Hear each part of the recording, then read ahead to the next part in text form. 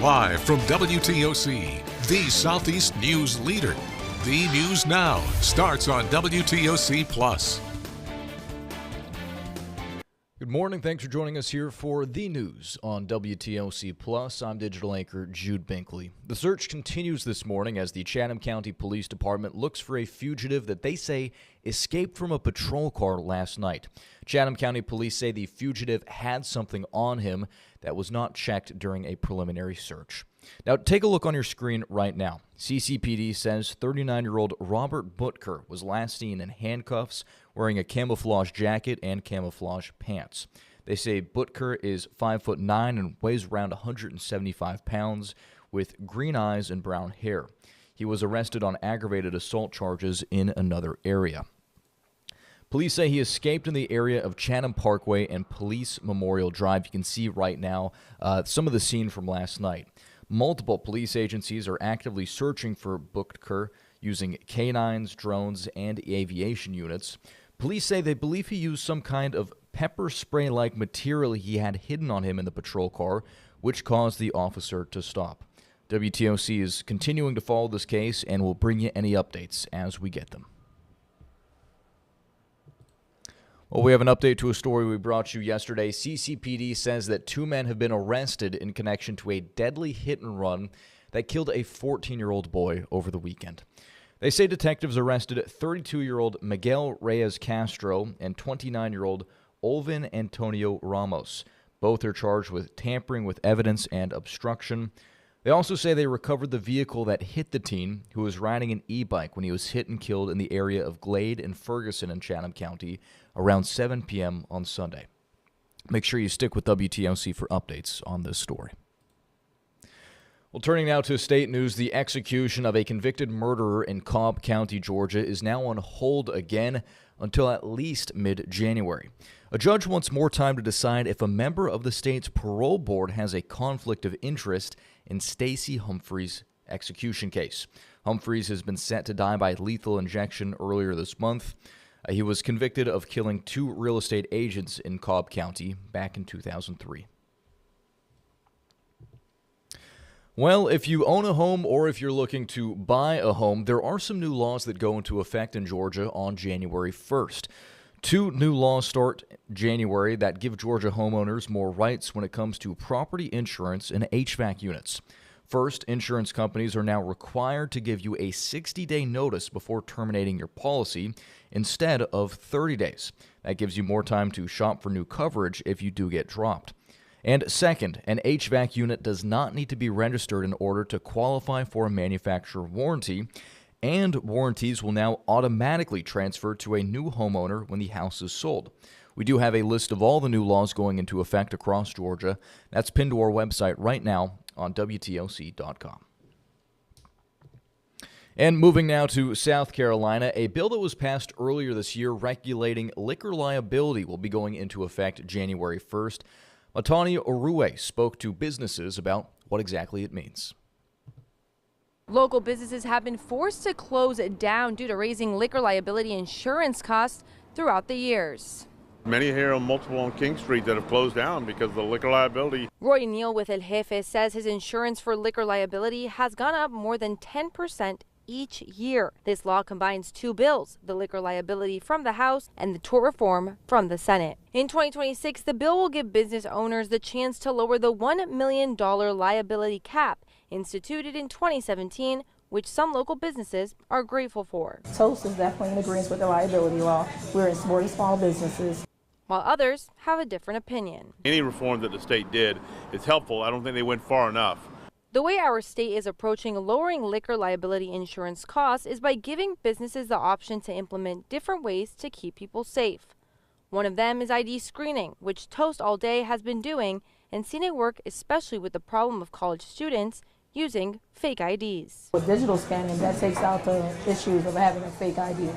They also urge server training. Roy Neal, owner of El Jefe, says it's all about alcohol awareness. You know, you're not going to sell liquor to somebody that's already overserved, and you're not going to sell liquor to people that are underage. The state is also saying if they can keep liquor revenue below 40% and if they stop serving alcohol at midnight, the costs will go down. But Neal says the real problem for the closing of businesses is joint liability. Has one drink at a place and then goes somewhere else and just gets hammered and is irresponsible. Wherever they had a drink is responsible, and that's a little too penal for everybody. The law will start going into effect on January 1st. In downtown Charleston, Maitane Orue, Live 5 News. Well, from social media to artificial intelligence, Georgia lawmakers are laying the groundwork for possible new rules aimed at protecting children online. State reporter Abby Kasouris explains what recommendations are being considered. After 5 months of testimony from parents, educators, and mental health professionals, a bipartisan Senate study committee aimed at studying artificial intelligence and social media platforms found that Georgia's laws aren't keeping up with how children use digital platforms today. We're at a critical point where we can either turn this around or honestly, it's getting ready to get worse. Recommendations include expanding Georgia's bell-to-bell cell phone ban to high schools, limiting addictive design features, strengthening privacy protections for minors, and putting guardrails around AI use in schools. Republican Senator Sean Still says he expects pushback.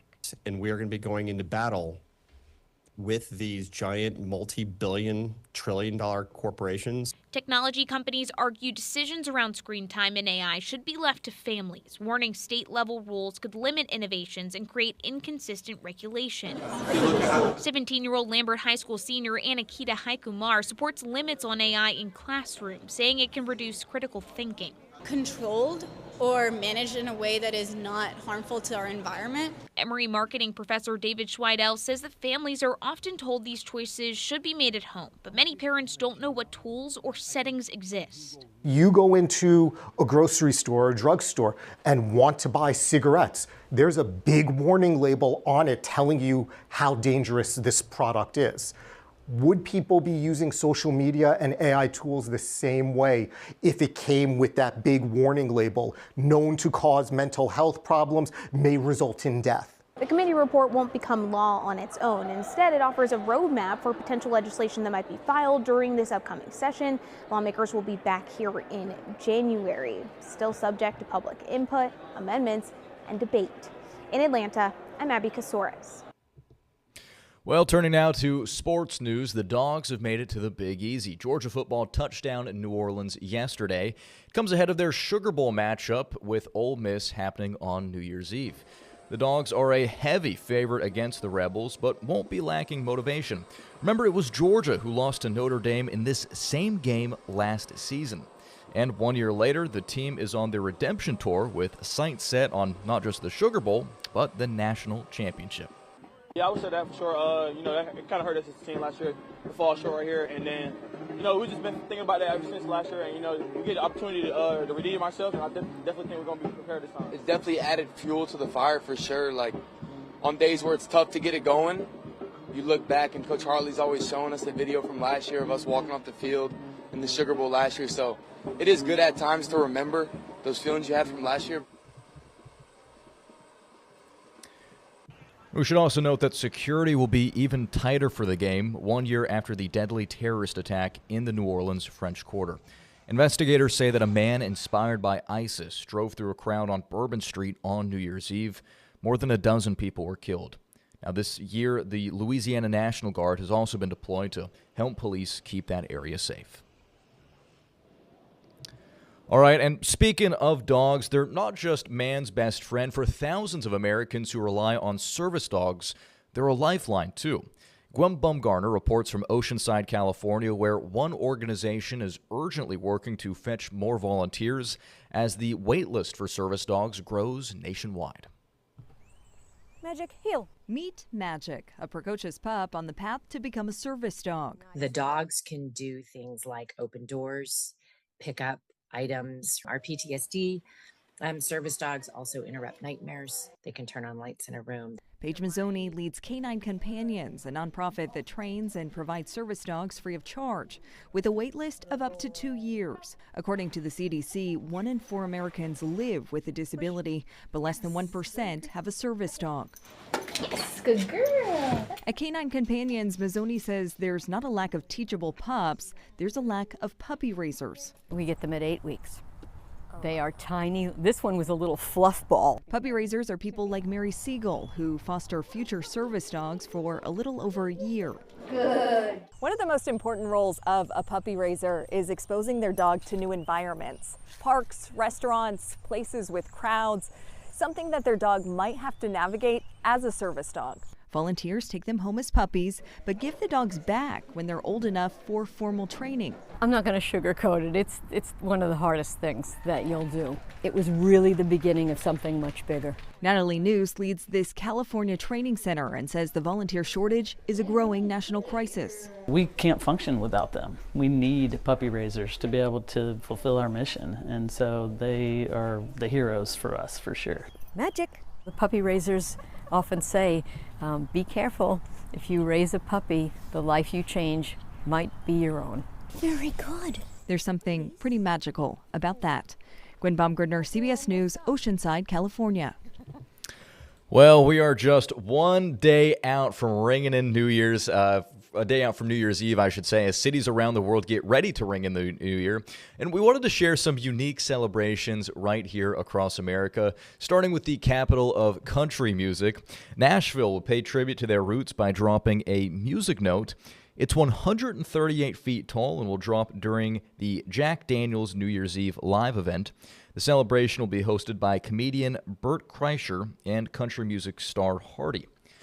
And moving over to Wisconsin, the village of Sister Bay drops a 300-pound cherry to ring in the new year. The area is known for its cherry tree orchards and created the cherry drop to help attract tourists. And in North Carolina, a pickle drop will signal the start of 2026. This is in Mount Olive, home of the Pickle Company. The event is a partnership between the Mount Olive Pickle Company and the town's fire department. And this one might take the cake for the wackiest celebration. Each year, Bethlehem, Pennsylvania drops a 400-pound yellow peep that's almost 5 feet tall when the clock strikes at midnight. And yes, we're talking about the Easter candy here. The company has been based in Bethlehem since 1932. And finally, check this out. A giant inflatable was spotted on the move in South Carolina. This happened yesterday morning in the city of Easley in upstate South Carolina. Our sister station says it's the snow globe inflatable from a nearby car dealership, which blew over to a gas station across the street. While rolling, you can see the inflatable running into street lights, tumbling over cars, and bouncing off a power line before deflating over a home. All right, and with that, we are going to wrap things up here for the news on WTOC Plus. Appreciate y'all spending part of your morning with us. We'll be back in just about 45 minutes for another round of stories at the top of the hour. We'll also be joined by meteorologist Andrew Gorton, who will be giving us an extended look at your New Year's Eve forecast if you plan on heading out to the river, checking out any of the fireworks or the many celebrations around the area. But until then, you can always check our website for the latest updates at WTOC.com. Thanks for watching, and here's Local News Live.